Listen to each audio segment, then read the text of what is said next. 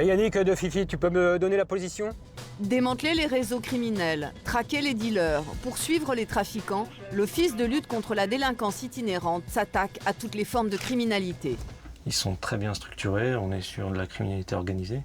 Au quotidien, les hommes de l'OCLDI sont en contact avec les criminels les plus dangereux. On ne sait pas sur qui on peut tomber. Si on peut tomber nez à nez avec les individus qu'on surveille, qu'on puisse au moins se défendre. Filature. Bouge pas! Bouge pas! Surveillance de nuit. Si tout se passe bien, on les amène gentiment. Et interpellation. Gendarmerie, ouvrez! Gendarmerie, vous êtes placé en garde à vue à compter de 10h moins le quart. Le travail sur le terrain constitue l'essentiel de la mission des hommes de l'OCLDI. Mais depuis quelques mois, ils s'attaquent à de nouvelles formes de trafic. L'escroquerie aux œuvres d'art. Le montant total en fait de ces statuettes était pour un prix de 84 500 €. Et on verra que ces statuettes ont une valeur chacune de 1 500 €. Et surtout, le trafic des métaux volés. La flambée du prix du cuivre, du bronze et de l'aluminium incite en effet les malfaiteurs à cette nouvelle forme de délinquance. Ça vient de chez EDF, UGF, ça? Oui, mais ça c'est sans doute... Sans doute, quoi. Sans doute, non. Des mois d'enquête pour tenter de démanteler des réseaux d'envergure mondiale. J'ai rien volé, j'ai rien fait. Réfléchis. Non, mais je te dis, réfléchis, parce que là, on démarre mal. Et un jour ou l'autre, ils feront toujours un faux pas. Il s'agit qu'on soit là à ce moment-là. Fort de Montrouge, au sud de Paris. Ces hommes sont des gendarmes et des policiers. Ils font partie d'un groupe d'élite spécialistes de la lutte contre le grand banditisme. Vous ne verrez pas leur visage car ils passent tout leur temps sur le terrain et doivent protéger leur anonymat. Ce matin, réunion importante, un informateur leur a permis de localiser 7 individus en cavale depuis 6 mois. Donc là, le but, c'est de serrer notre client en faisant bien attention. C'est quelqu'un sur son palmarès qui est archi connu des services policiers et gendarmerie et notamment connu pour de nombreux faits de stupéfiants. Apparemment, c'est la cocaïne. Et beaucoup d'histoires de violence aussi. Donc c'est quelqu'un qui est susceptible d'être dangereux. Il y a notamment des affaires d'enlèvement, séquestration, des tortures, des actes de barbarie. Donc c'est quelqu'un qu'il faut prendre au sérieux. Et quel gabarit à peu près? 1m87. Ouais, c'est un grand bonhomme. Hein. Donc Boris, vas-y. Boris est le spécialiste de ce type d'opération. C'est lui qui détermine la technique d'interception. Comme Yann l'a précisé, il a un gabarit assez important. Donc on va privilégier, c'est l'option qui est prise, qu'il soit interpellé à bord de son véhicule. Donc je rappelle, ça c'est le véhicule 1, bouchon avant, véhicule 2, bouchon arrière. Le véhicule 1 part. Nous, la mission donc, la mienne, importante, primordiale, c'est de donner le top départ et la position de la cible dans le véhicule. À l'instant T, quand Yann a décidé qu'on intervient, il donnera le top départ. Allez, on prépare tout et puis on est prêt à partir. Hein. Avant la mission, les hommes prennent quelques précautions, gilet pare-balles, pistolets automatiques et même matraque télescopique. Le deuxième dedans et tu mets le deuxième poignet. Là, on prend l'armement individuel, le pistolet automatique. Parce qu'il faut qu'on puisse rester mobile sur des interpellations en véhicule. On ne peut pas trop se charger d'armes collectives type fusil à pompe ou pistolet mitrailleur, parce qu'après, on a les mains qui sont prises. Pour ce type d'opération, l'équipe n'a pas le droit à l'erreur. Le fugitif est connu pour être violent, il peut être armé. Ouais, bon, on va se mettre en route dans 2 minutes, là. Tu te prépares? C'est en plein Paris, à 1 heure de pointe, que doit avoir lieu l'interpellation. À l'intérieur des véhicules, concentration maximum. Bruce de Yann. Ouais, de Bruce, je François. On est tunnelisé sur l'objectif et il n'y a plus que ça qui compte, c'est de réussir dans les meilleures conditions possibles l'arrestation. Vous avez peur? Non, c'est pas une peur, c'est plutôt une crainte de louper. Hein. La phase d'arrestation, c'est toujours quelque chose de délicat. Mais non, on ne peut pas parler de peur, c'est une petite appréhension par rapport à la réussite de la mission. Pour le moment, le fugitif se déplace en voiture dans le 14e arrondissement de Paris. Ouais, ok, c'est bon. Le véhicule de Patrick et Yann se gare à proximité. On est stationné boulevard Arago pour l'instant. Et l'objectif, il est dans une petite rue à côté. Donc Boris est en train de se mettre en place. Hein. À ce moment-là, Boris se trouve juste derrière la cible. La filature peut commencer. Oui, allô? Ouais, c'est moi. Je suis derrière. Ouais. Il arrive place d'Enfer Rochefort par la rue Saint-Jacques. Ouais, il est reparti, je suis derrière lui. Il est à bord, il est tout seul. Ouais. Ah, il s'arrête sur la droite à côté du café, le d'Enfer Café, d'accord? Ouais. De toute façon, dès qu'on a la possibilité, on va le serrer. Ouais, il est dans un bar là. La voiture est devant une camionnette blanche. Forcément, quand le mec il va monter, je vais la voir, tu vois. Ben, le mec repart, il est au téléphone. Le fugitif est à quelques mètres. 34 ans, trafiquant de drogue et de nombreux faits de violence à son actif. Il est vêtu d'un gilet noir, t-shirt blanc et jean bleu.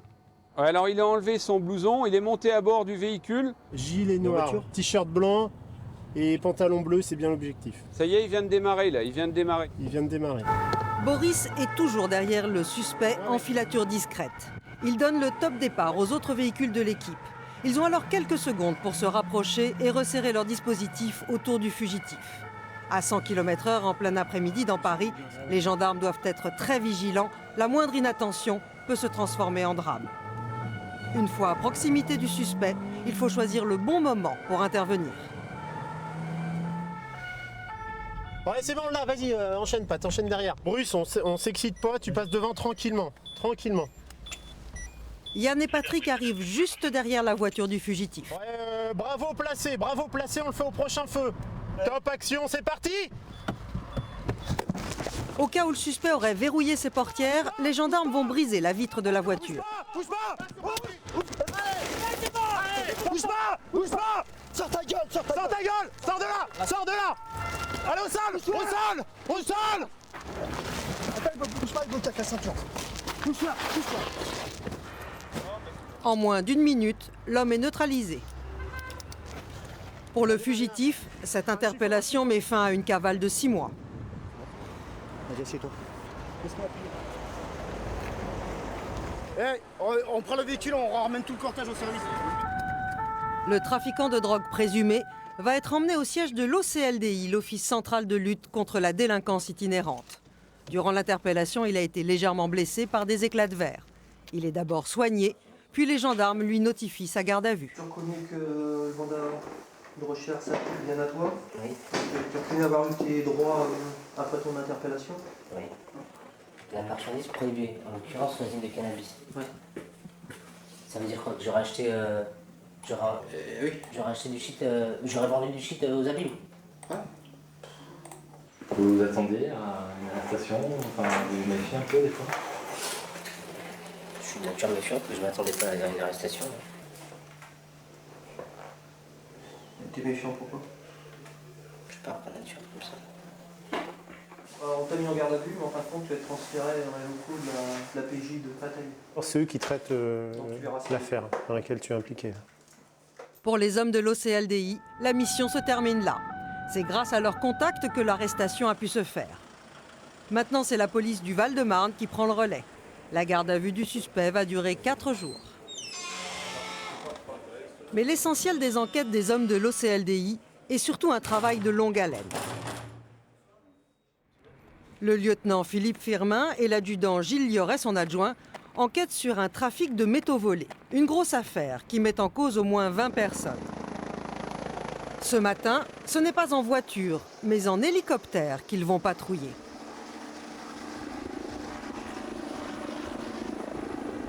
C'est important pour nous d'avoir une situation vraiment globale et en plus en l'air on voit vraiment tout, quoi.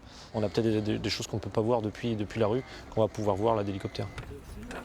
La mission du jour, prendre des photos des lieux clés de leur affaire. Pour commencer, cette société de recyclage de métaux. Les gendarmes suspectent ses responsables de racheter et d'écouler des métaux volés. Mais ce qui intéresse surtout Philippe et Gilles, c'est de pouvoir découvrir du ciel des endroits sensibles auxquels ils n'ont jamais accès. Certains campements des gens du voyage qui seraient mouillés dans cette affaire. Des dizaines de caravanes groupées sur des aires d'accueil en pleine campagne, mais aussi des zones résidentielles où de petits pavillons côtoient les mobil-homes.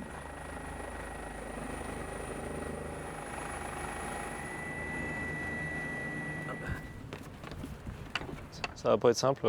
Je pensais que c'était quand même beaucoup plus important que ça, que là, vraiment, c'est bien cloisonné, donc ça va quand même nous faciliter notre opération. Il est pratiquement impossible de passer en voiture, puisque le moindre passage, on est repéré, il y a des enfants qui sont en train de jouer aux abords du campement, il y a des femmes qui sont à l'extérieur, et un véhicule qui n'est pas habitué à passer est immédiatement repéré.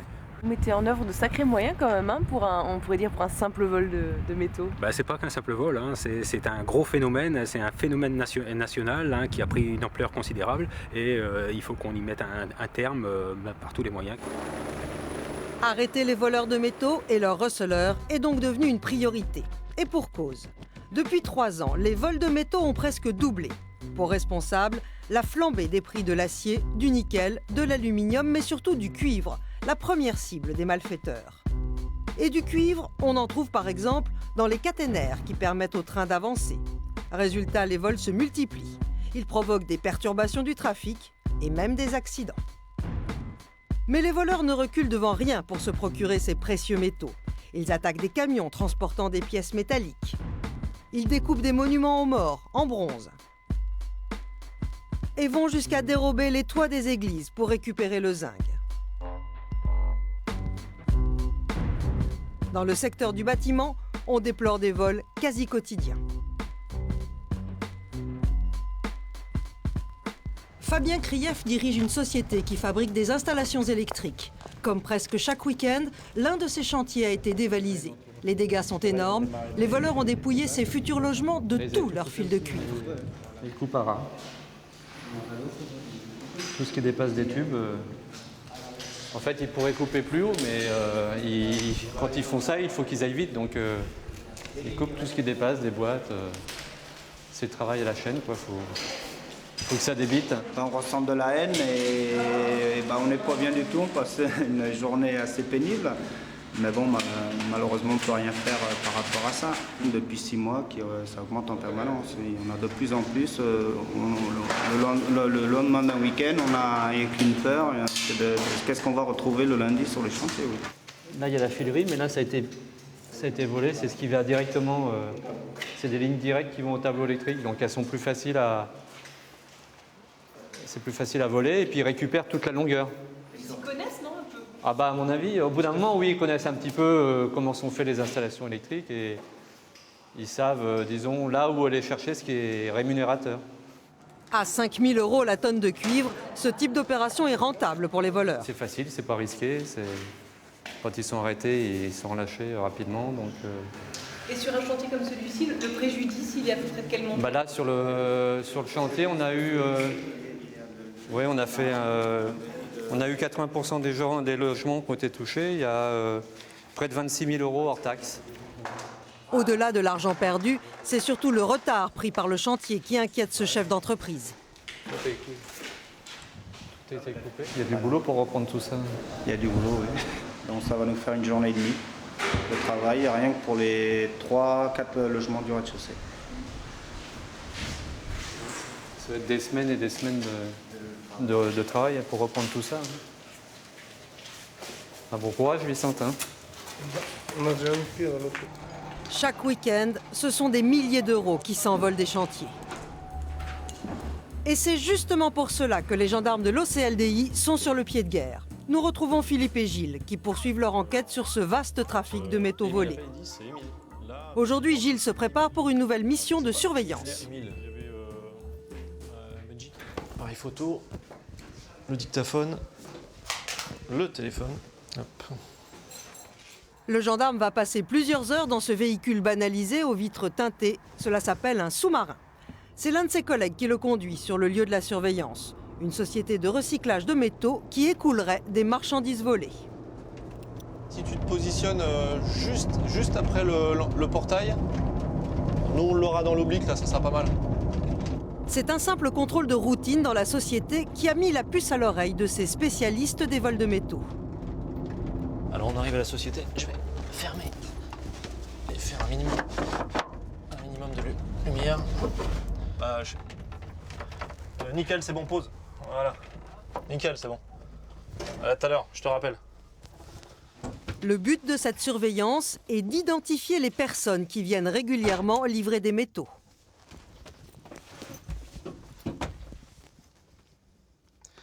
Voilà une livraison. Tout part de cette boîte.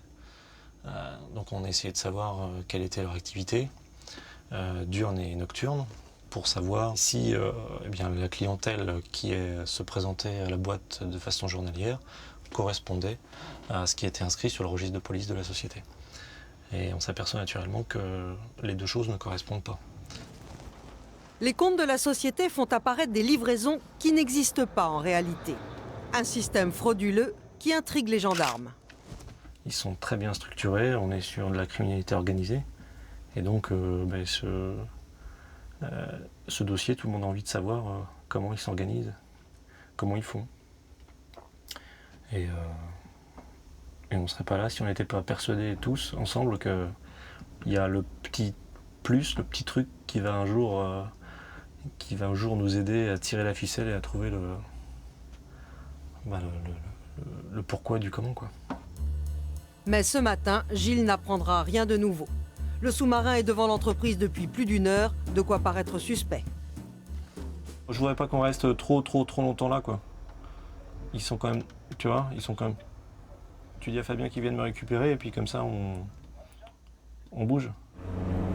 Depuis l'explosion des vols de métaux, les recycleurs sont dans le collimateur de la police et de la justice. Leur métier consiste à collecter ou à racheter des déchets métalliques. Une fois triés, 80% de ces métaux sont traités pour être réutilisés dans l'industrie. Nous sommes près de Tours. Dans la famille de Jean-Philippe Sepcha, on est ferrailleur de père en fils. Aujourd'hui, leur enseigne regroupe une dizaine d'entreprises. Pour toutes, la consigne est la même, attention à ne pas racheter des métaux volés. Ce matin, un particulier vient livrer de vieux éléments de robinetterie, du cuivre et de l'étain. Et c'est le PDG en personne qui vient se renseigner sur la provenance de cette livraison. C'est des chutes qui proviennent d'où, ça, ces chutes de laiton, là? Oh, bah ça, c'est des copains de l'EDF qui m'amènent ça. Ah ouais, d'accord. Comme ça. Un peu tout le monde, en fait, qui m'en amène. Ouais.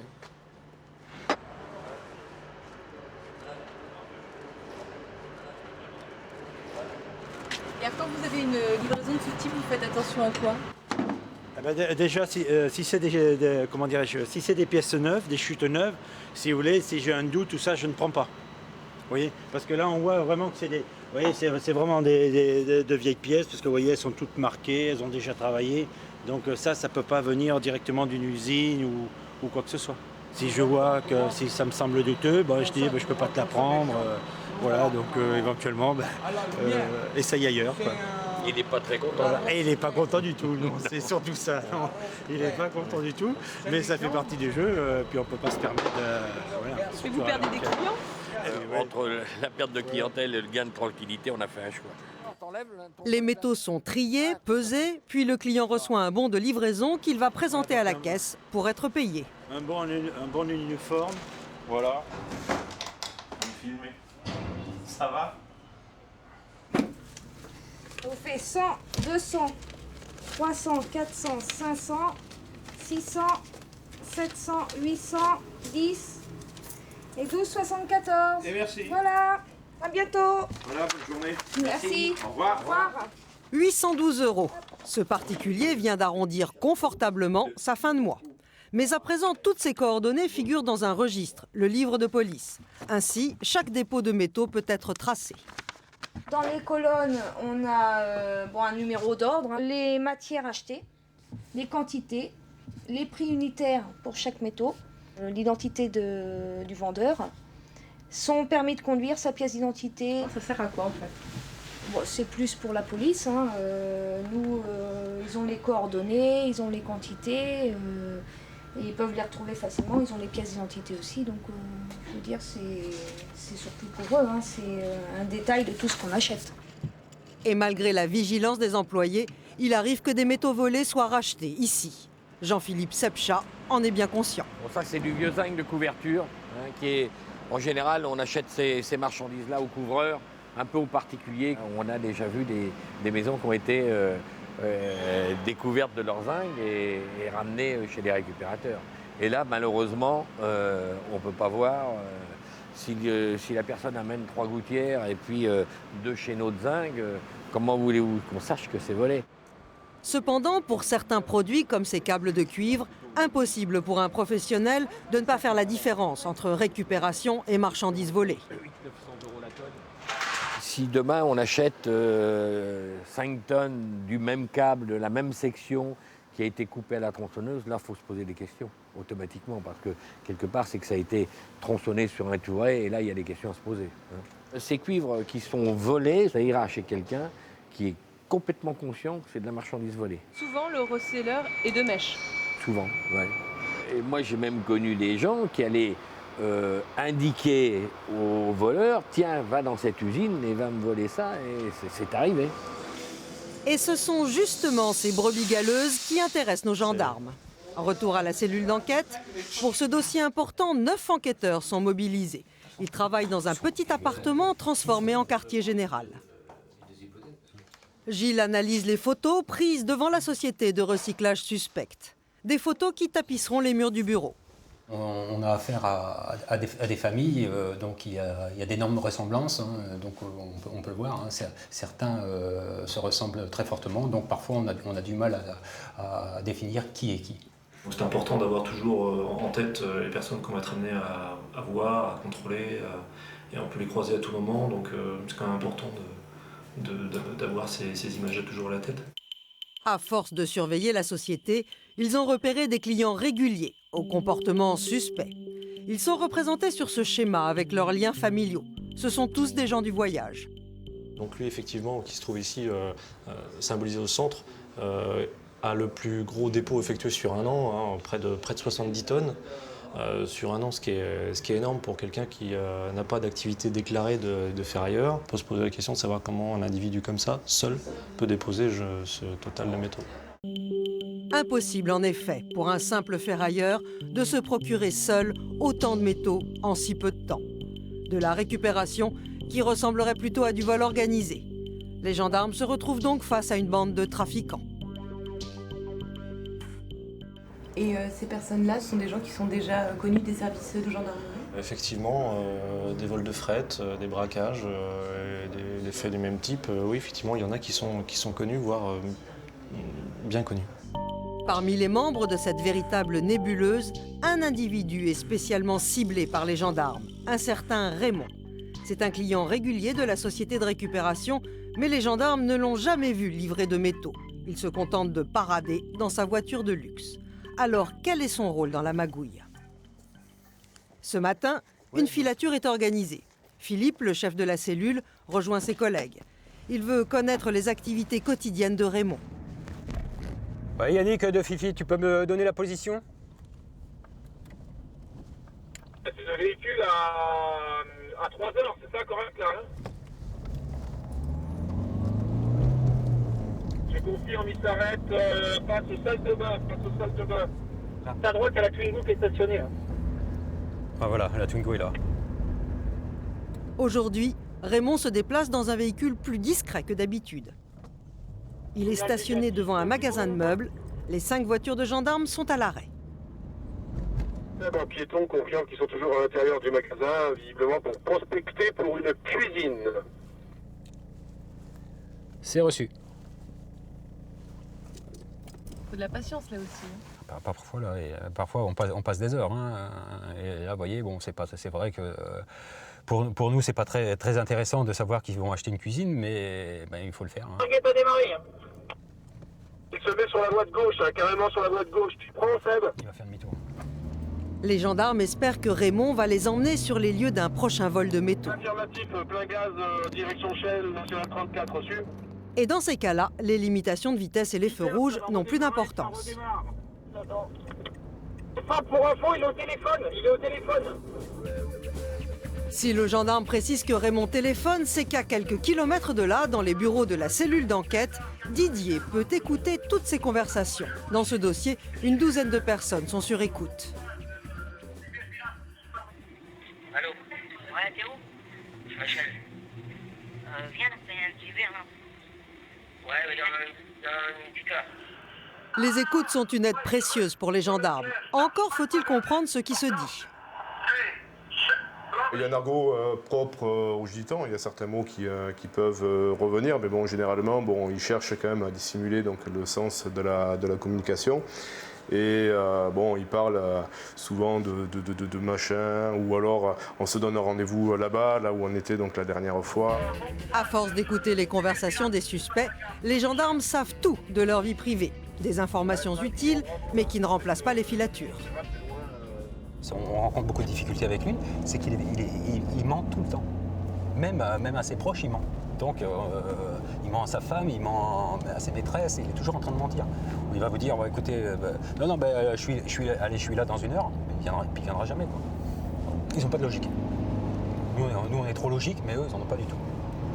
Et c'est ce qui fait leur force.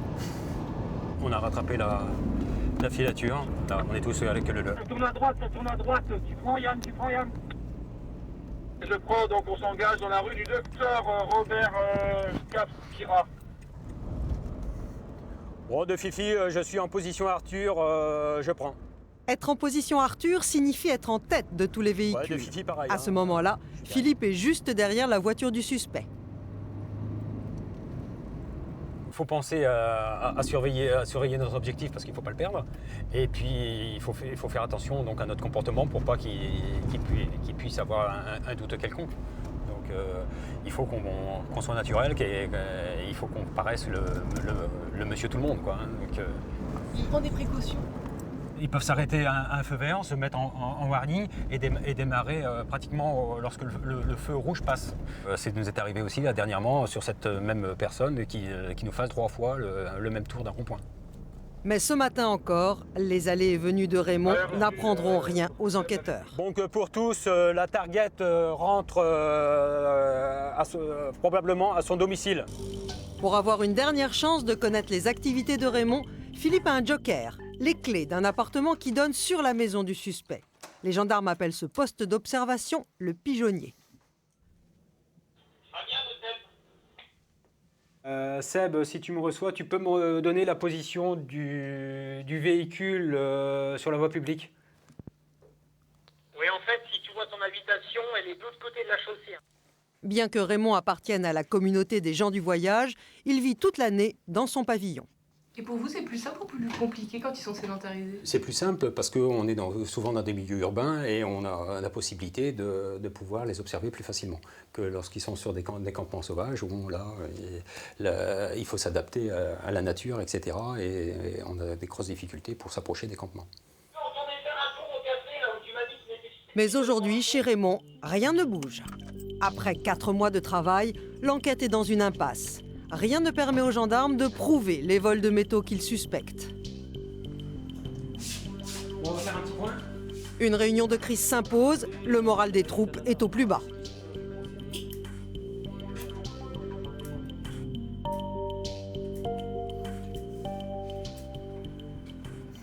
Si on attend un hypothétique vol de métaux qui va survenir quand on n'en sait rien. Attendre combien de temps? Si c'est pas une activité normale de récupérateur de métal la journée, ça veut dire qu'il le fait visiblement la nuit. Est-ce qu'on peut pas là, tous ensemble, on fait un petit planning sur 3 semaines, on dit toc machin, tous les soirs il nous faut 5 minutes. On va se tuer. Déjà la journée c'est difficile. Alors s'il commence à sortir à 3-4 dans une bagnole et à les prendre, tu crois que ça va être possible? Je dis pas de les prendre systématiquement là, dès que ça va sortir. Travailler de nuit, certains gendarmes préféreraient l'éviter. Les avis divergent. La lassitude commence à gagner les hommes. Ils se donnent encore 3 semaines pour démanteler le réseau. Il leur manque toujours les preuves suffisantes pour clôturer cette affaire.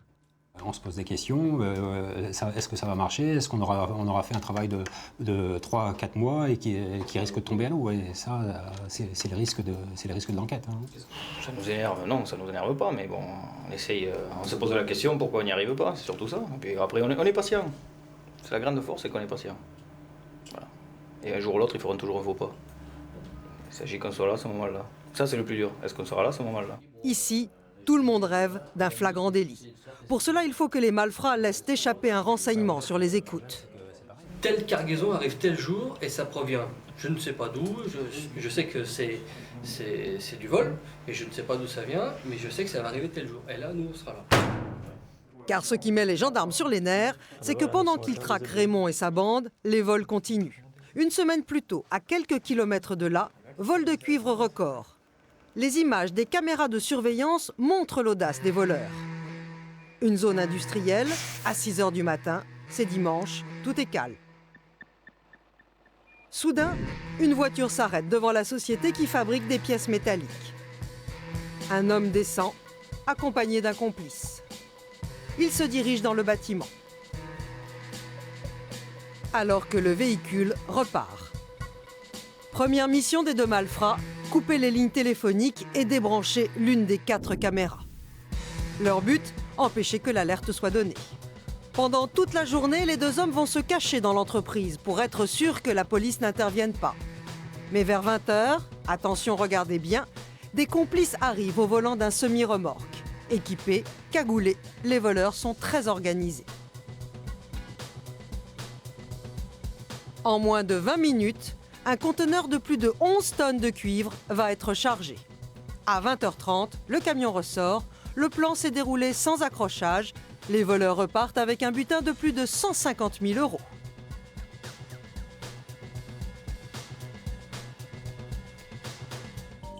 C'est pour en finir avec ce type de vol que Philippe a opté pour une surveillance de nuit.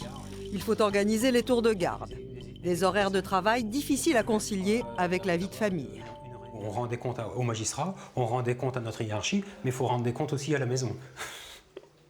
C'est pas les comptes les plus faciles à C'est rendre. pas les comptes les plus faciles parce qu'il faut bien expliquer à l'épouse ou à ceux qui ont des enfants que le papa ne sera pas là pour le week-end ou le week-end est annulé parce que si on a prévu quelque chose pour telle ou telle raison pour le travail. Donc c'est pas une chose non plus qui est facile. Demain ceux qui font la nuit peuvent arriver plus tôt demain matin. Non, plus tard demain matin. Non, donc à partir de 10 h. La nuit est tombée sur le QG. Raymond, le suspect numéro 1, a prévu de sortir. Les gendarmes vont le suivre. Alors il s'équipe. Voilà, de nuit, on peut chasser en gris. On ne sait pas sur qui on peut tomber. Si on peut tomber nez à nez avec les individus qu'on surveille, qu'on puisse au moins se défendre. Ce soir, 5 hommes sont sur les traces de Raymond. C'est à Neuilly, hein. Ouais, c'est à Neuilly-sur-Marne. À quelle heure? C'est sur la nationale. Moi, je sais où c'est. Je vais aller jeter un œil. Je pars devant là? Ouais, vas-y, suis. Radio, fréquence 2, sur canal 2. Okay. Moi, je vais faire un passage dans la rue, voir ce qu'il y a. Ah, puis t'attends. Ok. Suivre les suspects en virée nocturne demande une connaissance précise des moindres routes du département. Il y a plus d'adrénaline la nuit? Ah ouais, nettement, ouais. Nettement. Non, parce que aussi, on sait que c'est les personnes qu'on va être amenées à côtoyer là ce soir, les personnes qui ont quand même plus tendance à vivre la nuit et à commettre leur délinquance la nuit. Pour ne pas être repérés, notre caméra passe en vision nocturne. Les individus ciblés vivent tous dans la même zone pavillonnaire. Ce sont des gens du voyage qui ont choisi de se sédentariser. Alors en quoi ce sont encore des gens du voyage? Ils commettent leur délinquance de façon itinérante, c'est-à-dire ils font parfois de très nombreux kilomètres pour aller commettre leurs méfaits. Mais par contre, ils sont localisés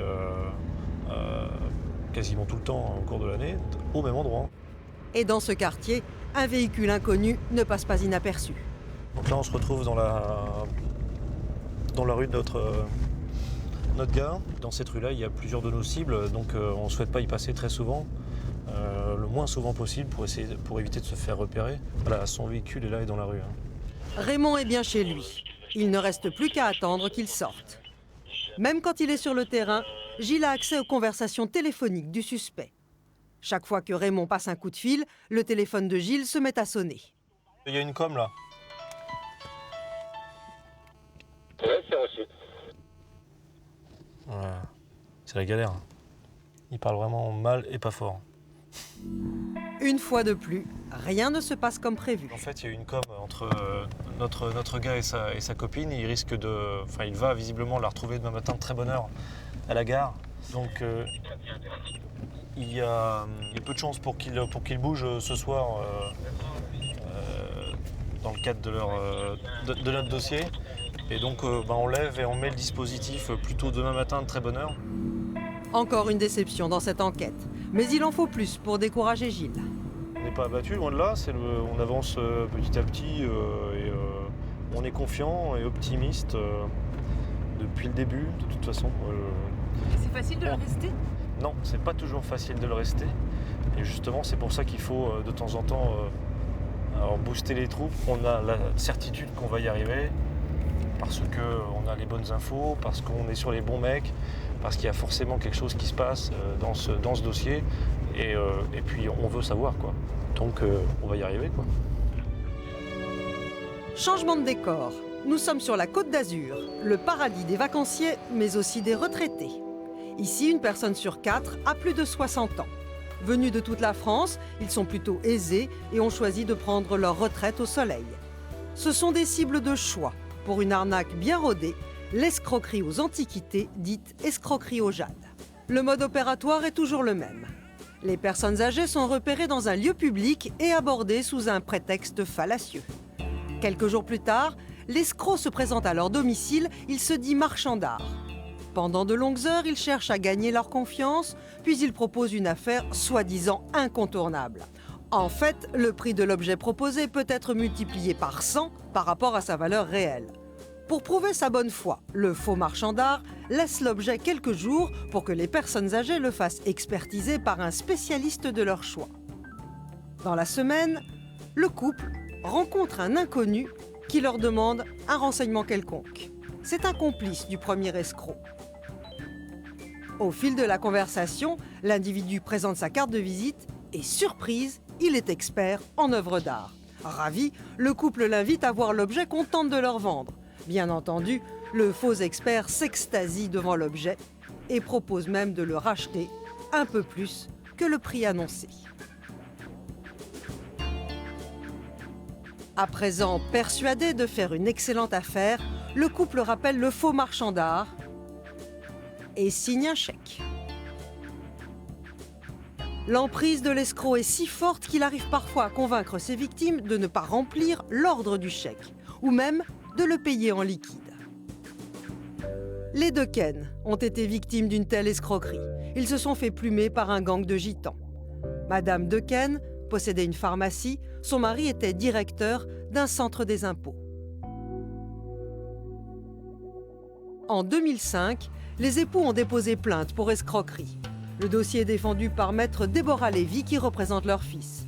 Car monsieur Dequesne est décédé en 2005 et son épouse à peine 1 an plus tard. C'est maître Lévy qui nous fait visiter leur appartement. Là, nous nous trouvons en face du premier objet qui a été acheté, donc c'était dans les années 79-80, donc de type asiatique, ainsi qu'une statuette qui était censée être de l'époque Ming. En fait, la statuette est de fabrication récente. Ces 2 objets sont les premiers d'une longue série de meubles, de statuettes, de tapis. Pendant 25 ans, les Dequesne se sont fait escroquer par un faux marchand d'art et sa famille. Ils ont acheté plus d'une trentaine de pièces d'art asiatique à des prix exorbitants. Ils ont échangé un appartement contre des statuettes. Donc ça paraît quand même énorme.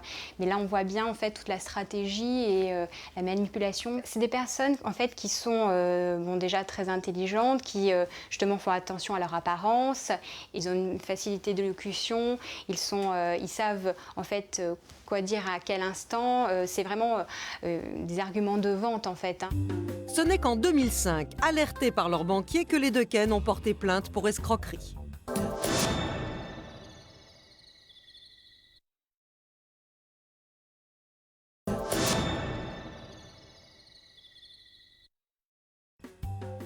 En septembre 2005, mes clients ont acquis ces 3 statuettes qui étaient censées être de l'ivoire. Et le montant total en fait, de ces statuettes était pour un prix de 84 500 €. Et on verra que ces statuettes ne sont pas de l'ivoire mais de l'os et ont une valeur chacune de 1 500 €. Donc un mois après, cette personne va se représenter au domicile de mes clients et là va leur indiquer qu'il a besoin d'argent pour un programme immobilier et au bout de 6 heures de tractation va obtenir de mes clients qui leur signent des chèques, donc 2 chèques, un de 100 000 et un de 60 000 euros et va leur laisser en gage donc ces 3 coraux qui se trouvent ici, donc qui étaient censés être d'une valeur de 200 000 euros pièce. En réalité, ces coraux ne valent que 1 500 euros chacun. Et pour le paiement, la stratégie est toujours la même. C'est leur écriture, mais bien évidemment, l'ordre a été laissé vide et a été rempli par les escrocs. Mais trop sur 2, les malfaiteurs vont commettre une erreur. Et c'est ce chèque de 100 000 euros qui va permettre de retrouver leurs traces. Nous sommes à l'Office central de lutte contre la délinquance itinérante. Ce sont les hommes du lieutenant Chavant qui enquêtent sur le trafic du faux jade. Ils ont réussi à remonter la piste d'une jeune femme, Mégane. C'est la fille de l'homme soupçonné d'être le faux marchand d'art. Et c'est elle qui aurait tenté d'encaisser le chèque des 2 Ken. Aujourd'hui, les gendarmes partent en repérage pour localiser cette famille. Pourquoi c'est si difficile de localiser ce type de personnes? Comme son nom l'indique, ce sont des gens du voyage, donc ils sont itinérants, ils n'ont pas d'adresse fixe.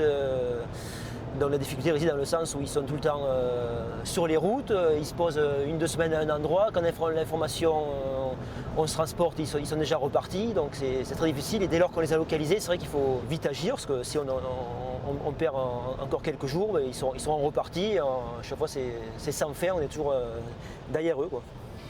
La famille recherchée a quitté le sud de la France pour les Yvelines. Cette fois, les gendarmes ont de la chance. Non seulement ils ont localisé la famille ciblée, mais en plus, ils bénéficient d'un point d'observation idéal. Un local municipal avec une vue imprenable sur le campement. Ils sont bien là, donc c'est bon. En général, si ça prêtait à partir aujourd'hui, il y aurait déjà des préparatifs, quoi. Là, il n'y a aucun mouvement. Vu le grand soleil qui règne en ce moment, ils vont rester là. Donc nous-mêmes, peut-être prévoir des bottes.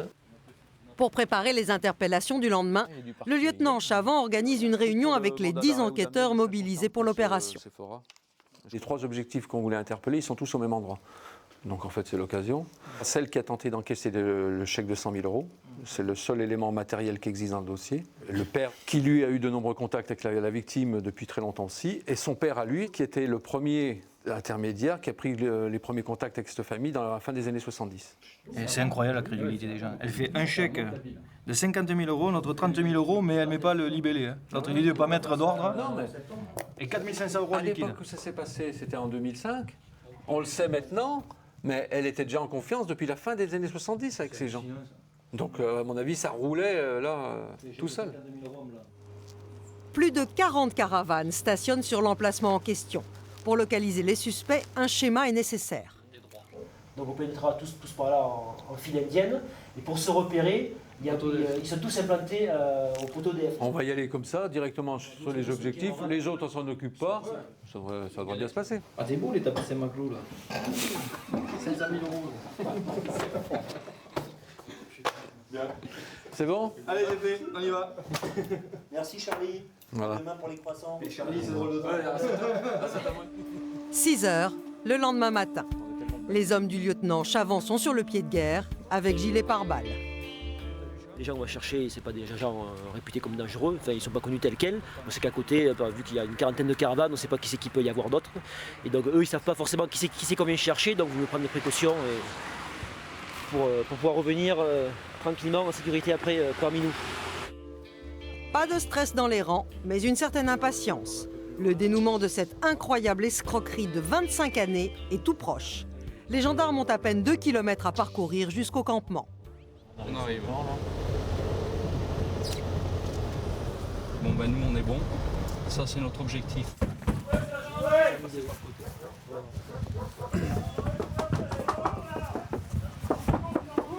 Oui, gendarmerie, vous ouvrez s'il vous plaît. Bonjour. Bonjour. Donnez le biberon, il n'y a pas de souci. Il faut qu'on vous voit à la demande d'un juge d'instruction. Là, on a des questions à vous poser. Mégane n'a que 20 ans. Elle vient d'avoir un bébé. Elle part le confier à sa mère. Très vite, les occupants des autres caravanes viennent à la rencontre des gendarmes. Le dialogue se noue. Ah, par contre, c'est un tort chez vous, c'est de taper fort dans les caravanes. C'est pas solide. Ça va vite. Hein. Ah oui, ils ont toujours peur de recevoir un coup de fusil ou un truc comme ça. Non, mais ça se passe. Ça s'est jamais arrivé. Hein. Ça arrive très rarement. On est quand même des êtres humains, hein, malgré qu'on fait des fois des bêtises ou quoi que ce soit. Bon, ça, c'est la vie. Hein, c'est exactement ça. Tout se passe dans le calme. Une seule ombre au tableau. Il manque Jean-Claude. Jean-Claude, je vous l'avais dit. On l'avait pas vu, ouais. Un des suspects manque à l'appel, le grand-père de Mégane. C'est un petit peu gênant parce que c'est en fait le premier individu qui a pris contact avec les victimes à la fin des années 70. Bon, normalement, il n'est pas en théorie poursuivable entre guillemets parce que les faits anciens sont prescrits. Mais bon, il est intéressant à l'enquête pour connaître effectivement la chronologie des faits, etc., quoi. La perquisition commence. Les biberons. Les biberons, si vous pouvez éviter de les toucher parce qu'ils sont stérilisés, c'est... Il n'y a pas de souci, on ne touche pas les biberons, ça m'intéresse pas. Appuyez sur le bouton. Tous les médicaments. Objectif des gendarmes, trouver des tapis, des objets d'art ou de fausses cartes de visite d'experts en antiquité. Mais ils ne trouvent rien. Seulement des caravanes tout confort et des véhicules très coûteux.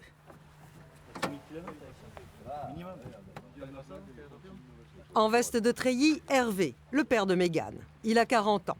Officiellement, il gagne sa vie en vendant des tapis sur les marchés.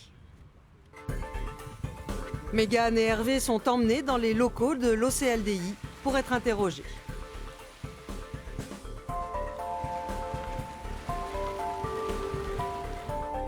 Les gendarmes commencent tout d'abord par Mégane. Ils veulent savoir qui lui a donné le chèque de 100 000 €. La réponse de la jeune femme est déjà toute prête depuis longtemps. Un mec m'a donné un chèque. Ouais.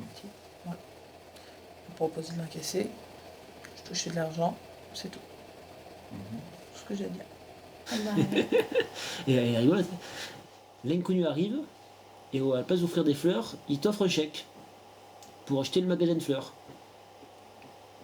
Et la marmotte, elle met l'emballage autour des fleurs. Et qu'est-ce qu'il te dit? J'attends une semaine pour l'encaisser.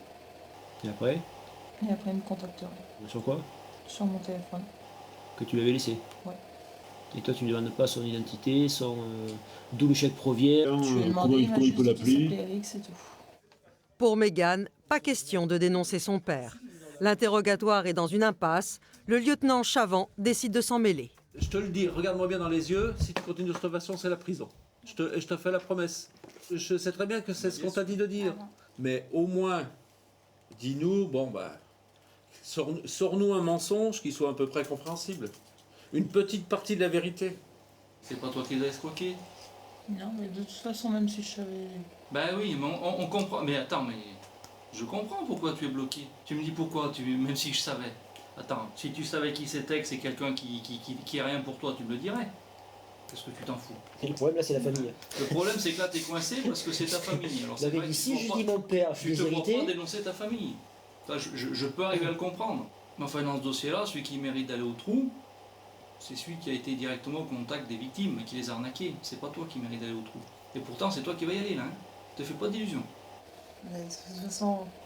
Je peux quand même pas dénoncer mon père. Ça se fait pas. C'est pas mon père, c'est pas un membre de ma famille. T'es emmerdé quand même là. Tu souris, mais bon, je sais que tu ris jaune, hein, comme on dit. Hein. Tu sais ce qu'il y a derrière. Mégane ne veut pas revenir sur sa version. C'est donc la prison qui l'attend. Sauf si son père choisit de se dénoncer. Et c'est ce qui va arriver. Est-ce que vous connaissez les époux dans la rue depuis combien de temps? Ça j'ai dit, ça fait une quinzaine d'années. Voilà. Ça fait 15 ans. Okay. Donc vous les avez rencontrés comment? Sur les marchés. Vous faisiez quoi sur les marchés? Dans des tapis d'Orient. Dans des tapis d'Orient. Il y a 2 ans, j'étais faire un tour pour essayer de vendre un autre tapis, quelque chose. Et j'en ai proposé des pierres dures, et des quartz. J'avais des quartz, des roses, des jades, des perles. Il y avait un corail. Est-ce que votre père les connaissait avant? 15 ans, oui, je pense qu'il les connaissait avant. Ah. C'est des anciens clients à lui. Ah. On y vient, putain, c'est au forceps. En 2005, là, tu retournes chez les époux de mon oncle pour leur vendre, t'as dit, vous essayez de leur vendre des tapis ou des pierres. Là. Oui. Qu'est-ce qu'il te dit? Qu'est-ce qui se passe? pense qu'on a sympathisé, puis j'ai voulu leur prendre de l'argent à l'emprunt. Peut-être 100 000 euros. Tu leur as demandé qui te prête la somme de 100 000 euros. C'est de la marchandise en caution. Et vous connaissez la valeur des objets que vous avez laissés? 10 000 euros de marchandise. 10 000 euros ah, putain, 5 000 pour 10 000, le ratio. Et c'est ce que vous leur avez dit, que ça valait 10 000 euros? Non, c'est 10 000 euros. Ah. Moi, j'en ai dit que ça valait 150 000 euros. Ah. Et comptez jamais les rembourser? Si, je pense pas donner pour vous dire ça. Bah, tu comptais les rembourser? Non mais attends, regarde-moi. Non mais je recommence, tu me prends pour un jambon. C'est ça? Ça fait rire ça. Tu comptais les rembourser? Non mais attends, t'as vu jouer ça où toi? C'est une plaisanterie que je vous dis. Ah voilà. Ils n'ont jamais été escroqués de grosses sommes. Non, mais non. Tout dépend ce qu'on appelle les grosses sommes, mais tout dépend ce qu'on appelle escroquer. Non, même pas escroquer, c'est des ventes. Ah oui. Des ventes. Ah ben ouais. Hein. Ah, ouais. Il leur vendait souvent. Tiens là, je te vends l'ordinateur, là, 150 000 euros. Ah, il vaut pas. Ah ben oui, ben voilà. Et ben voilà, il les vaut pas. Ça s'appelle une escroquerie. Pour éviter à sa fille de se retrouver en prison, Hervé est prêt à reconnaître l'escroquerie de 2005. Il sait très bien que les gendarmes n'ont pas d'autre élément que ce chèque. Il n'ira donc pas plus loin dans ses aveux. Donc tu reconnais, toi, les 100 000 euros. T'en restes là. Bon, et alors, pourquoi tu les as donnés à ta fille? Pourquoi tu as donné les 100 000 euros à ta fille pour qu'elle les encaisse? Parce que j'ai pas de compte en banque. Elle n'est pas sortie de la mouise là, si tu me dis ça. Je vous dis quoi en plus? Ton avis? Je vous dis quoi? C'est-à-dire que vous, je demande même si à force de raconter vos histoires, vous les croyez pas quoi, à force. Les gendarmes veulent qu'il avoue toutes les autres escroqueries organisées contre les deux Ken. Mais même après 10 heures d'audition, ils n'obtiennent rien de plus. En fin de journée, père et fille se retrouvent pour un court moment. Qu'est-ce que vous vous êtes dit quand on a commencé à vous interroger? Au début, on dit rien. Après, on dit. Simplement. Vous étiez prête à prendre des risques et éventuellement aller en prison si... Ouais. Pour votre père? Bah, disons que j'ai foutu ma fille un peu de ma faute dans la merde, quoi. Que je prends tout sur moi et que je raconte tout bien, la vérité, pour pas qu'il y ait de problème pour elle déjà, quoi. Et ça a été une décision facile à prendre? Oui, bien sûr. Si elle sort, si c'est pour ça qu'elle sorte ce soir ou demain matin, oui, c'est facile à prendre. Elle est mère de famille, elle a un petit bébé de 3 mois, alors.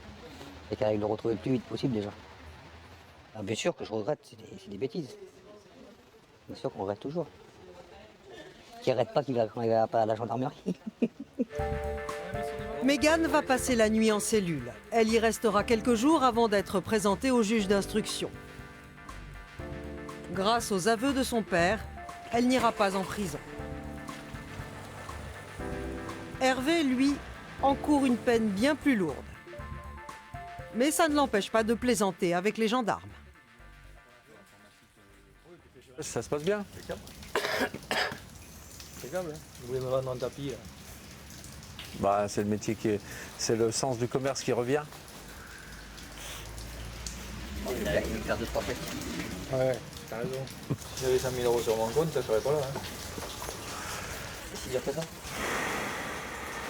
On gagnait pas 100 000 euros quand même. Hein. Tout à l'heure. Hervé doit suivre les gendarmes jusqu'au commissariat où il va passer la nuit. Pour Charles et son équipe, l'affaire se termine en beauté. Vous attendiez à des aveux aussi rapides? Non, franchement, je ne m'attendais pas du tout à des aveux aussi rapides, mais je pense que ce qui a joué un peu dans cela, c'est le fait qu'on ait pu interpeller le père avec sa fille qui était complice. Mais effectivement, ils travaillent souvent en famille. C'est une force et quelquefois c'est une faiblesse.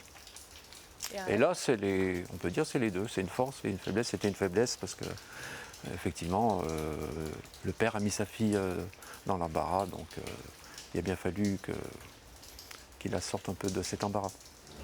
Si l'abus de faiblesse est pris en compte, Hervé risque jusqu'à 5 ans de prison. Pendant ce temps, en Seine-et-Marne, l'enquête sur les métaux se poursuit. Philippe et Gilles sont sur le point de démanteler un complexe trafic de métaux volés. Car la chance sourit enfin aux gendarmes. Un vol de câble EDF a eu lieu près de Chartres. Or, quelques jours avant le cambriolage, l'un des suspects mis sur écoute a passé un coup de fil plutôt louche à la société soupçonnée de recycler les métaux volés. Tu l'as pas le...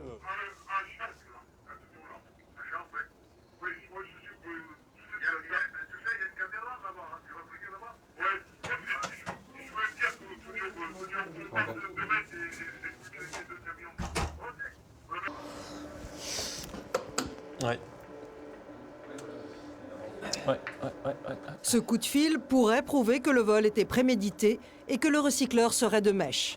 Les gendarmes ont enfin de quoi arrêter ceux qu'ils soupçonnent d'être les voleurs et le recycleur. Ils sont ravis. J'ai changé de bateau. Les derniers éléments là, de cette enquête nous ont permis encore de confirmer que ces gens commettaient des vols de métaux. Ils passent ensuite un coup de fil en disant qu'ils sont chez les recycleurs. C'est simplement sur les écoutes que l'on peut déterminer qu'ils ont pu commettre des vols. Aujourd'hui, ils vont passer à l'action. Au commissariat de Moissy-Cramayel, en Seine-et-Marne, ils préparent l'interpellation du gérant de la société, appelons-le François. Et c'est ici que les hommes de l'OCLDI mèneront les auditions. Sébastien et Philippe vont se charger de sa garde à vue. Tu es parti pour un long voyage là? Nous, oui, on est habitués, on est tous en déplacement permanent. Vous vous apprêtez à ne pas rentrer? Un bon enquêteur de PJ, il a toujours des affaires de recherche. Il sait quand il va, mais c'est pas quand il va. Il se prépare à passer 4 jours et 4 nuits au commissariat. L'affaire concerne des vols en bande organisée. La garde à vue passe donc de 48 à 96 heures. Si les gendarmes ont choisi d'arrêter le suspect ce matin, ce n'est pas par hasard. L'homme doit retrouver sa maîtresse à l'hôtel. À 9 heures, les deux amants se téléphonent pour se donner rendez-vous.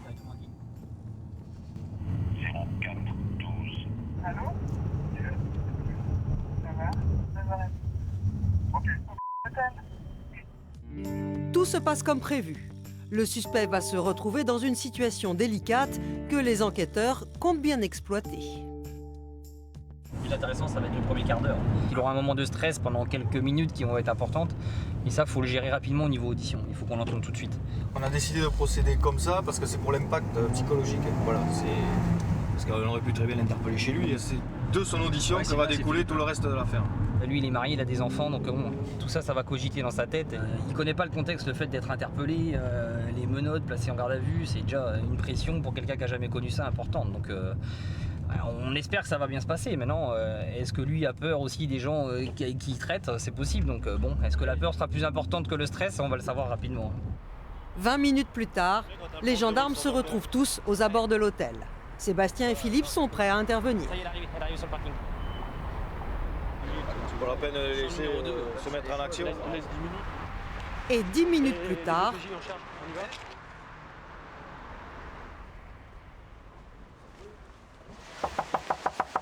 Ouvrez, opération police. Oh, t'as pas le truc? Allez, ouvre. La police. C'est la police. Bonjour. Vous rhabillez. Bonjour, vous rhabillez, ouais. Bonjour. Rhabillez-vous là déjà tout de suite. Ouais, allez-y. Allez-y. Nous sommes de l'Office central de lutte contre la délinquance itinérante. Vous êtes placé en garde à vue à compter de 10h moins le quart pour des faits de recel de vol commis en bande organisée, travail dissimulé par dissimulation d'activité, recours au service de personnes exerçant un travail dissimulé et blanchiment. Voilà. Écoutez-moi, c'est monsieur et moi qu'on est en charge de votre garde à vue. On est ensemble pendant 4 jours. Voilà, vous nous voyez bien tous les deux. Pendant 4 jours, vous allez vivre avec nous. Je suis surpris parce que je ne comprends pas du tout personne de ce que vous me dites. Bon. Mais on va voir, on va éclaircir quelques points, vous verrez. Je crois que vous avez des choses à nous dire. On va discuter tout à l'heure. Dites-vous que si on vient là ce matin, c'est pas par hasard. Non mais commencez à réfléchir. Faites quoi comme profession? Voilà, récupération de métaux. Bon, vous savez très bien pour le moment que les métaux, c'est sensible. pour cet homme d'une cinquantaine d'années qui n'a jamais eu affaire à la justice, cette arrestation est un choc. En tant que gérant de la société, les gendarmes le soupçonnent d'avoir acheté aux gens du voyage des métaux volés. Il est numéro 2 de l'entreprise. Son patron aussi va être interpellé dans les prochaines heures. Dès son arrivée au commissariat, François est fiché. Photos, relevés d'empreintes et même prélèvement d'ADN. Avant de commencer les auditions, François est mis en cellule. Voilà, exactement. Réfléchis. Non, mais je te dis, réfléchis, parce que là, on démarre mal. On reprend midi et demi. Ouais, on va laisser. Non, mais là, il faut qu'il gamberge un peu. Là. On va voir quand il va sortir de cellule si l'effet aussi psychologique de la cellule joue pour nous, ce qui risque d'être le cas. Mais on sent quand même qu'il s'est bien décomposé. Il a pris enfin conscience du problème et oui, je pense qu'on va y venir petit à petit. 1 heure plus tard, l'audition peut commencer. Ne soyez pas trop sévère avec moi si j'ai des trous de mémoire. Oh là là là. Puis c'est rendez-vous le samedi matin, vous n'avez pas de trou de mémoire. Nous, je veux pas ça comme ça. C'est quoi? Là, on fait un CV, on se marre bien. Vous allez voir que dans 3 heures ou 4 heures, ça va pas être la même. Je sais, vous parlez d'un recel. On parle de voilà. Recel, mais moi, c'est ça, c'est ça que je comprends pas. Vous avez plein de choses à sauver aujourd'hui. Un, votre société. Parce que votre société, normalement, mercredi, elle sera fermée définitivement. Votre mariage, je vais vous le dire aussi. Ça, vous avez à le sauver. D'accord? Ok. Les gens du voyage vont être placés en garde à vue demain matin. Je vous l'ai dit. Et là, le festival va commencer. Parce qu'alors, eux, on les connaît. Vous allez voir, déjà, vous ne faites pas partie de leur communauté. Eux, ils ne vont pas se gêner. Oui. Eux, ils vont serrer les coudes. Ils vont se serrer les coudes. Et vous, mon ami, on va le charger. Quelques heures plus tard, François finit par craquer. C'est quoi le système? Voilà. Lorsque l'on proposait une marchandise. Lorsqu'on nous propose de la marchandise. Oui. Donc à ne pas facturer. À ne pas, voilà. Oui, c'est ça. À ne pas facturer. Vas-y. À ne pas facturer. Oui. De la faire inscrire dans le livre, dans le compte. Dans les comptes dans le livre de police? Dans le livre de police, oui. Au nom? Non. Oui, au nom des gars que nous avons Au nom des gens de la communauté, enfin, au nom des gens du voyage. Oui. En leur rémunérant 5%. L'entreprise de François aurait reçu chaque semaine des chargements de métaux d'origine douteuse, ici en noir. Pour justifier ces livraisons suspectes, François les aurait attribuées à plusieurs personnes. C'est ce qu'on appelle des prête-noms. En échange, ces personnes auraient touché 5% de commission sur la revente de ces métaux. La marchandise aurait été ainsi blanchie. C'est plutôt disons, les manouches qui nous ont proposé de faire ça. Il y a un but de toute façon. Le but c'était de gagner de l'argent. Voilà. Le but c'était de gagner de l'argent. C'est vrai que c'est pour gagner de l'argent, mais maintenant il y a deux façons de gagner de l'argent, soit honnêtement, soit non honnêtement. Donc connaissez-vous l'origine de cette marchandise? Non. Non? Non. Pour le moment, François n'ira pas plus loin dans ses aveux. Mais pour les gendarmes, c'est déjà une grande victoire. Le système du blanchiment est mis à jour. Philippe et Gilles sont en mission extérieure. Ils ne savent pas encore que François a avoué. Ah, c'est bon ça. Ouais, ok. Ouais, tout à l'heure. Yes! Ouais, c'est bon. J'ai pas tout compris, mais apparemment c'est une grosse masse d'argent entre plusieurs sociétés. Faut que je mette ça à plat dans ma tête. On est pas mal là. Pas le temps de se réjouir. Philippe et Gilles sont déjà en route vers le domicile du PDG de l'entreprise. Appelons-le Bernard. Lui aussi serait dans la combine. Ça marche, merci. Il est 16h15, à compter de maintenant, vous êtes passé en garde à vue. C'est aussi grave que ça? C'est des faits quand même qui sont... Vous avez vu, c'est des recels de vol, c'est de la criminalité organisée. Oui, ça je comprends. Mais... Avant de suivre les gendarmes, Bernard veut rassurer son fils. Tu t'inquiètes pas, hein. Je suis pas un criminel. C'est un rapport avec le travail. Votre père n'a tué personne, hein, d'accord. Donc voilà, ça, il faut bien faire le distinguo. Les gendarmes attendent beaucoup des aveux du chef d'entreprise. Il ne peut pas ignorer la fraude mise en place dans sa propre société.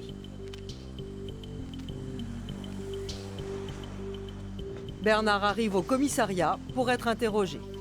Le PDG cherche à minimiser son rôle. Sa stratégie, se faire passer pour une victime. J'avais qu'une idée en tête, j'en parle tout le temps, avec ma femme, avec tout le monde, de vendre la société, de me débarrasser de tout ça parce que j'en ai marre, etc. Bon, je ne sais pas comment je vais me sortir de cette histoire. Mais au bout de quelques heures, Bernard accepte de dévoiler un système que les gendarmes commencent à connaître. Au départ, ils nous proposent des marchandises officielles. Oui.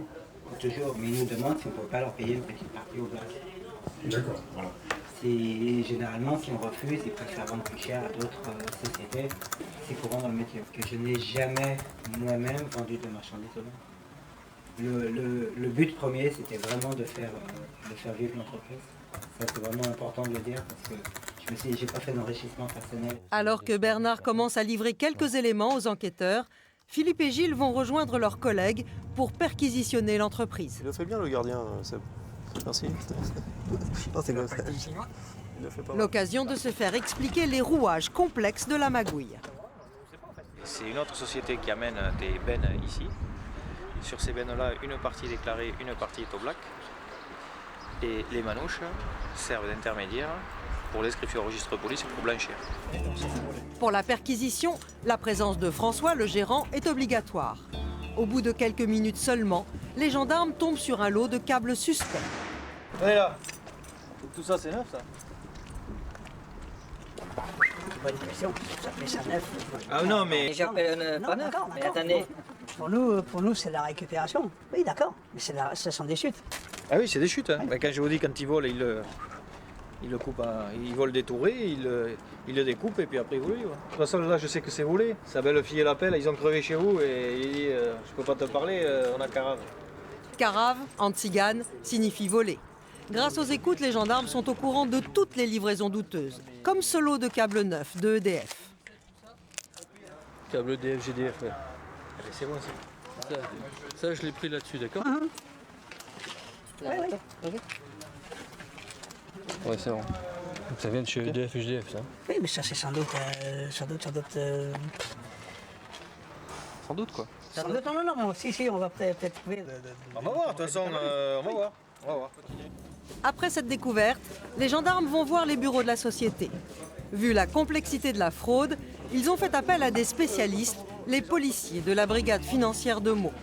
Ils vont saisir le livre de police, le fameux registre où il faut inscrire tous ceux qui livrent des métaux. Là encore, les irrégularités sont flagrantes. Il vaut mieux, hein. Il vaut mieux voler. Donc après, vous les 96 kilos de cube. Il les a amenés, 87 kilos? Il les a amenés? Oui, non, celui-là, oui. Celui-là, ah, celui-là, oui. Il y a eu progrès, là, tiens. Il est très mal. Graziella. Donc ça, faut que ça corresponde normalement au registre de police. Elle est venue, Graziella, hier? C'était son mari. Ah, voilà. André, c'est dans la même sphère familiale, c'est toujours la même personne. On va prendre ce... C'est bien 1039 €. C'est une explication, je te donne. Eh ouais, mais c'est tous les jours, monsieur. C'est tous les jours. Gilles et ses collègues commencent à y voir plus clair. Mais ils butent encore sur une question. D'où viennent les métaux? Parce que le métal, il arrive bien de quelque part. S'ils l'ont payé le prix fort, il n'y a aucune raison qu'ils pètent du black là-dessus. Voilà, c'est ce que je comprends. Voilà, ça veut dire que le truc, il est forcément volé à un moment ou à un autre. La brigade financière repart avec les ordinateurs pour analyser la comptabilité de la société. De retour au commissariat, l'équipe de l'OCLDI cherche à comprendre le mécanisme de la fraude.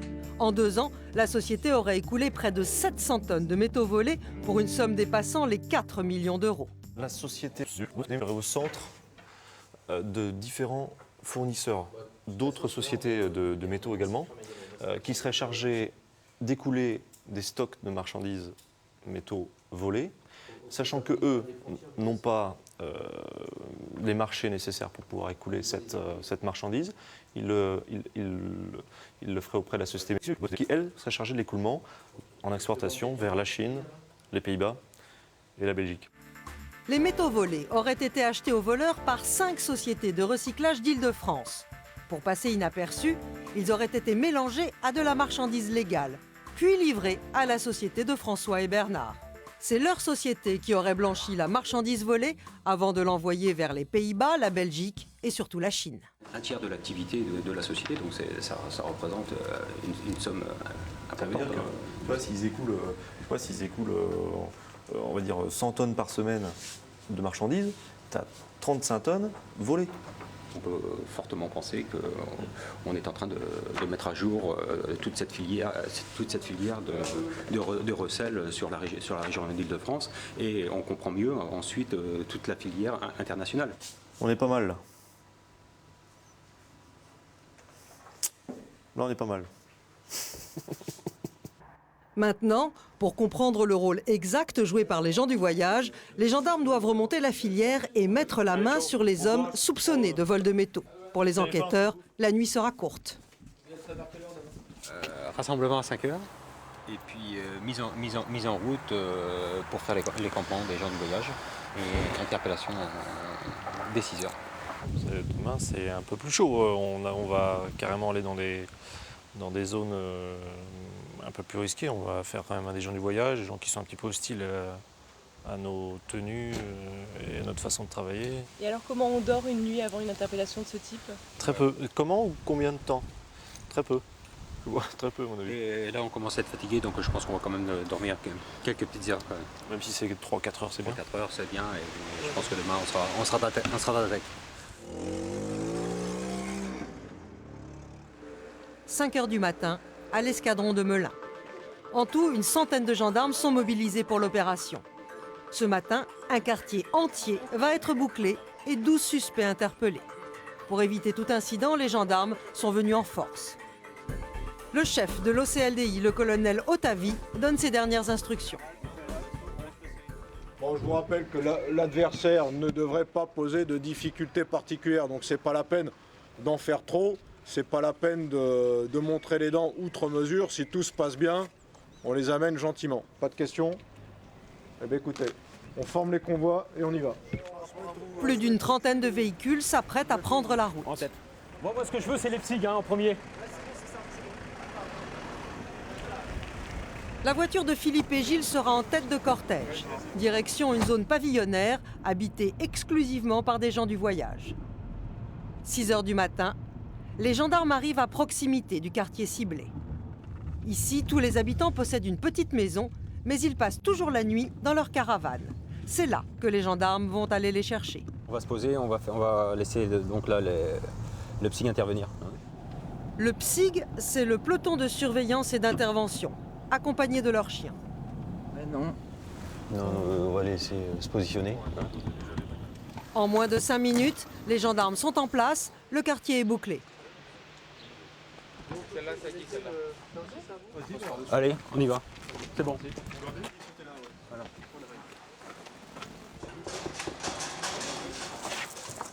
Ouvrez, gendarmerie! Ouvrez! Monsieur, on casse rien, monsieur. Allez doucement, c'est mon père. Il a 68 ans. Il a 68 ans, puis il est sourd. Non, mais on n'est pas là pour faire du mal aux gens. Hein. Bon. Les perquisitions commencent. Les gendarmes recherchent de l'argent liquide, des armes ou des métaux volés. Et ils vont en trouver dans cette camionnette. Elle a acheté ça où? Écoutez, monsieur, c'est un homme. C'est un homme qui passait aussi. Allez.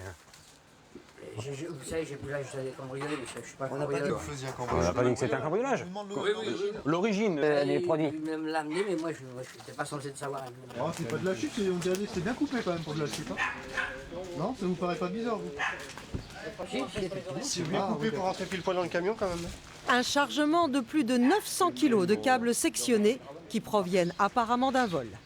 La pratique est courante. Pour récupérer le cuivre, il suffit de brûler la gaine de plastique des fils. Revendus à un recycleur, ces câbles auraient pu rapporter plus de 4 000 €. Je connais les gens de votre famille, vous voyez hein. Quand je vais dire ça à Ginette, elle va être contente, Ginette. Hein. La famille de votre côté, de votre maman, elle sont pas trop pour ça. Hein. Ouais. C'est des gens qui travaillent. Enfin, ils travaillent honnêtement. Ouais, honnêtement.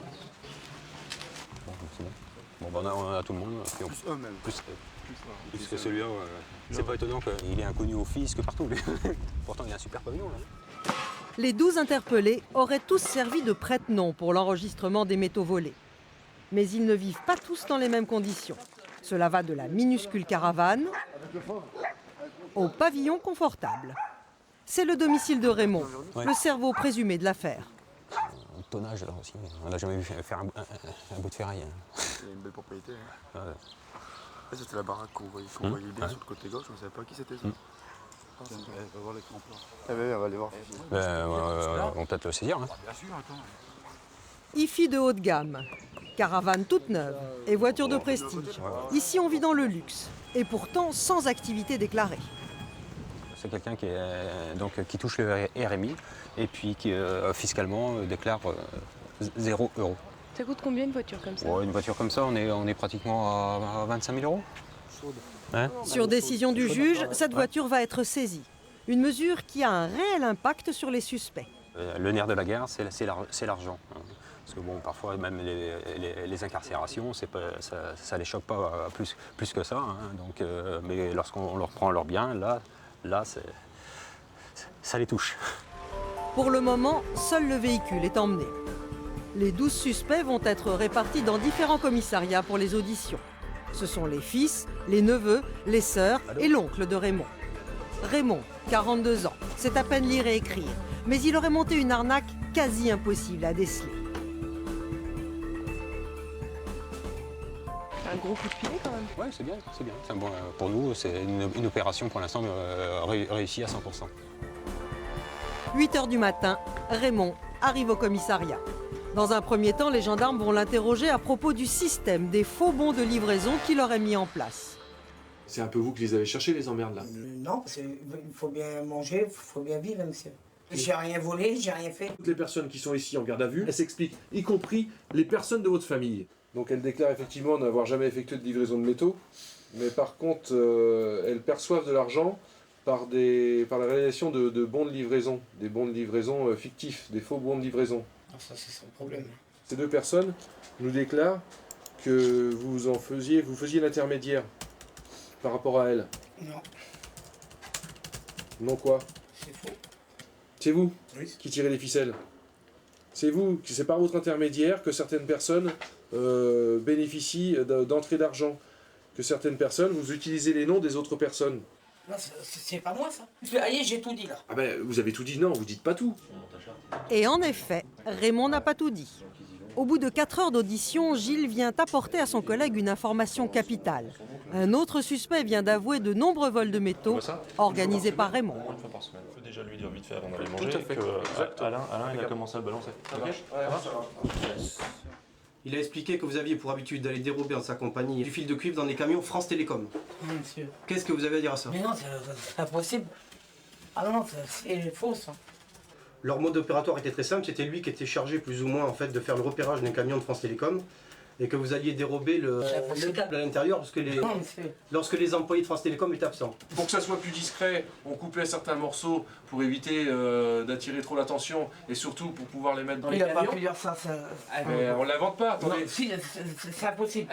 On l'invente pas. On vous a même précisé que le gabarit de votre camion était plus important que celui de votre oncle, c'est qui vous permettait, lorsque les bobines étaient imposantes, de les transporter à bord de votre camion et non à bord de celui de votre oncle. C'est faux complètement, tout est faux. J'ai jamais pris un bout d'un camion, j'ai jamais rien fait. Il est fou. C'est un fou qui raconte n'importe quoi. Au commissariat depuis déjà 3 jours, François, le gérant de la société, est aussi mis en cause par les aveux des nouveaux interpellés. Il aurait acheté de la marchandise volée à Raymond et à sa bande. Son cas s'aggrave d'un coup. Ils reconnaissent un casse par semaine, les gars. Voilà. Un casse. Un braquage de métaux par semaine, ils font. Toi? Ça y est. Alors tu peux savoir tout ce qui rentre chez toi maintenant. Ça vient de basculer du côté obscur de la force. Quoi. Alors là... Eh bah ouais, nous c'est la bonne nouvelle du jour quand même. Bah oui. Bien. Qu'est-ce que je veux dire? La fameuse com qu'on avait sur Chartres où ils disaient que le lendemain ils allaient chez toi. A priori ils sont montés à Chartres pour faire un casse. Bien sûr. Je les ai rarement vus acheter de la ferraille.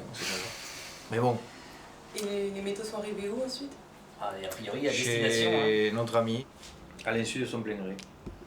Pour nous dire, tu savais pas qu'ils allaient faire des cases, qu'ils allaient pas voler à ce moment-là. Non, parce que ce que j'ai expliqué, il me disait tout le temps qu'avec la Camelote, c'était des fins de chantier, que leur chef. Oui, non, mais bon. Voilà. Comment vont les prochaines semaines, les prochains mois pour vous? Très très mal. Très très mal parce que je pense à l'avenir. En même temps, c'est peut-être difficile de l'avouer, mais je pense que si on mettait un couteau, je ne saignerais même pas. Tellement je me sens détruit. Et par cette espèce de trahison.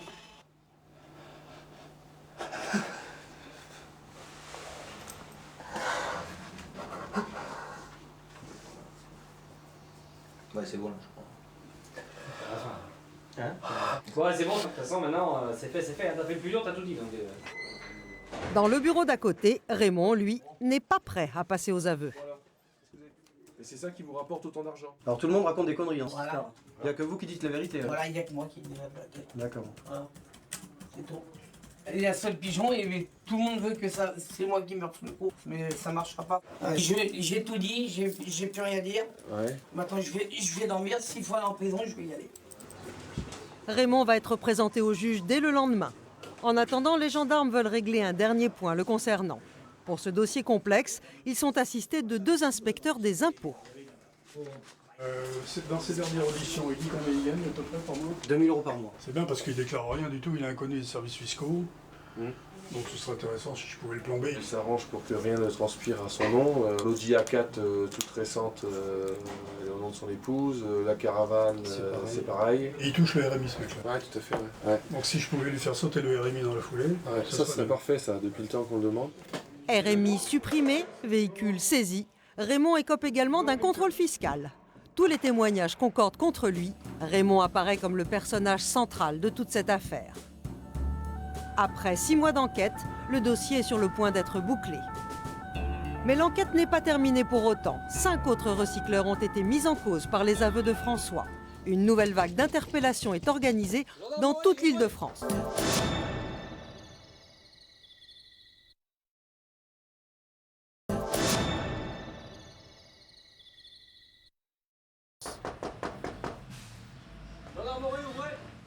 Bonjour, gendarmerie.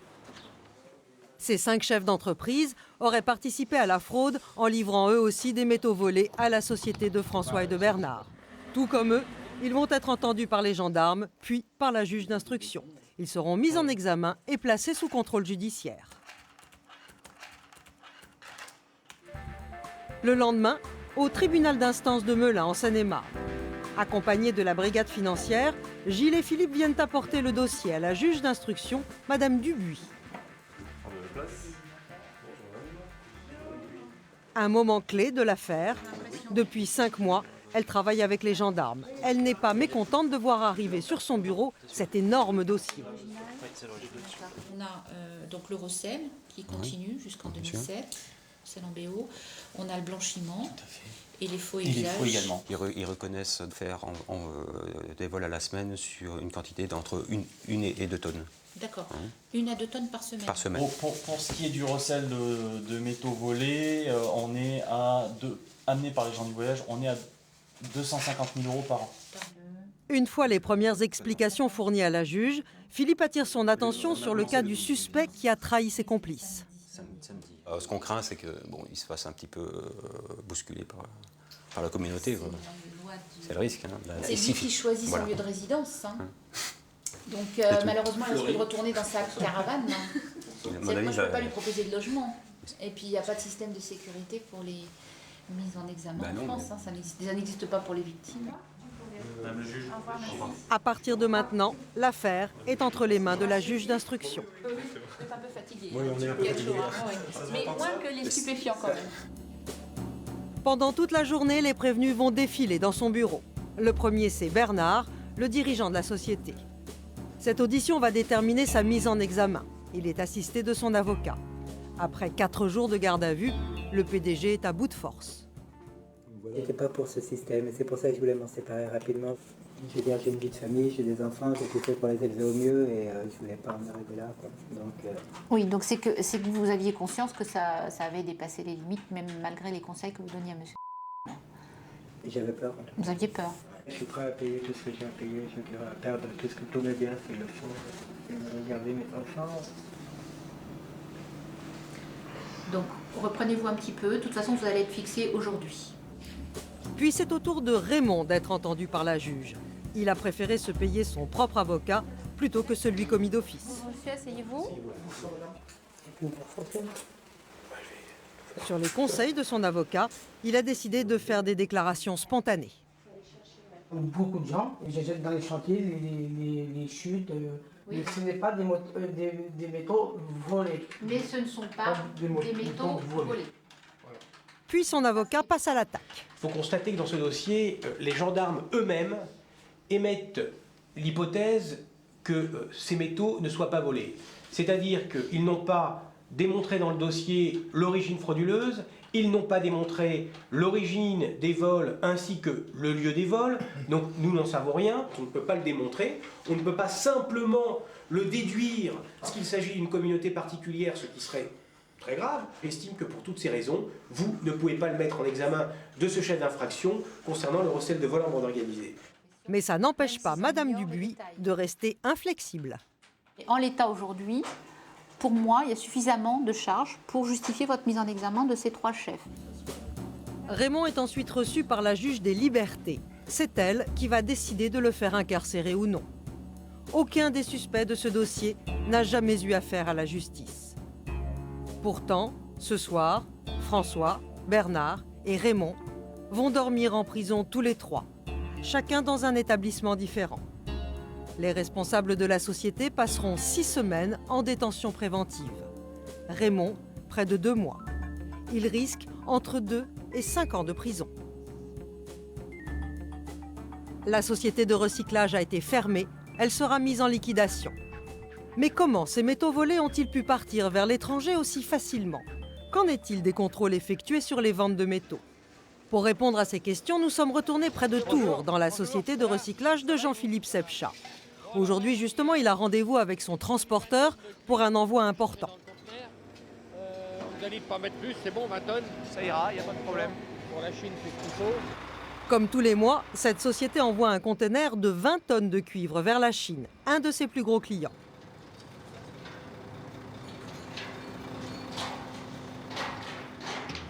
La Chine se développe énormément depuis déjà quelques années industriellement. Ils ont besoin de matières premières. Et les matières premières qui sont produites en Chine ne suffisent pas, bien sûr, à alimenter leur développement. La marchandise qui est chargée dans ce conteneur est composée de cuivres d'origine diverses. Chutes de chantier, déchets d'usine. Dans ce mélange, certains recycleurs sont tentés de faire passer des métaux volés. Une fois le conteneur rempli, il ne sera plus ouvert avant son arrivée en Chine. Aujourd'hui, la valeur du chargement atteint les 80 000 €. En route pour Le Havre, à 450 km de là. Arrivé au port, surprise, aucun contrôle. Une simple déclaration informatique sur la nature du chargement suffit à faire passer le conteneur. Il ne sera pas ouvert, personne ne vérifie que les métaux exportés ne sont pas volés. À la douane du port du Havre, nous avons interrogé le directeur régional sur cette absence de contrôle. Pensez-vous qu'il y ait beaucoup de matériaux volés qui transitent par le port? Je n'ai pas de statistiques, je n'ai pas d'exemple, ce n'est pas exclu, mais à ce moment-là, je veux dire, il s'agirait de s'intéresser peut-être au recycleur, puisque lui doit pouvoir tracer justement l'origine des métaux qu'il commercialise. Tracer l'origine des métaux, c'est bien tout le problème.